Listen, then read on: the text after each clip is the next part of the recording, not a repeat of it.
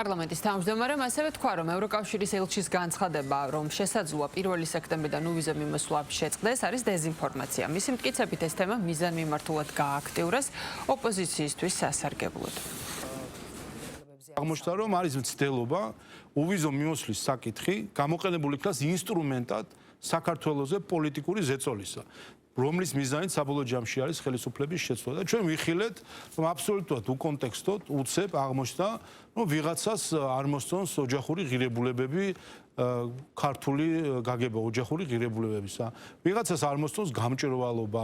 ვიღაცას შეიძლება კიდე ბევრი რამე სხვა არ მოეწონოს, მაგრამ ამისი მიბმა უვიზო მიმოსვლასთან ეს არის ჩვეულებრივი თვითნებობა, ვინაიდან არანაირი კავშირი უვიზო მიმოსვლასთან ამას არ აქვს. 61 ქვეყანასთან აქვს კიდევ ერთხელ ევროკავშირის უვიზო მიმოსვლა.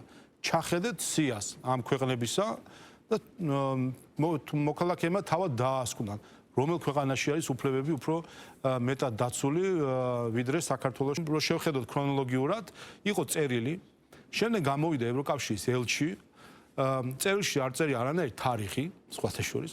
გამოვიდა ზეპირად ითქვა, კი ბატონო, გამოვიდა ელჩი, თქვა რომ 31 აგვისტო არის ბოლო ვადა, რაც ნიშნავს, რომ 1 სექტემბრიდანო შეიძლება ეს უვიზო მიმოსვლა შეწყდეს. რაც არის აბსოლუტური დეზინფორმაცია, რაც გაავრცელა ევროკავშირის ელჩმა, არანაირი 31-ის 12 საათი დადგა და ახლა ფაეტონი იქცევა გოგრად. ასეთი რაღაცები არ ხდება სტრუქტურებში, როდესაც გადაწყვეტილებები მიიღება.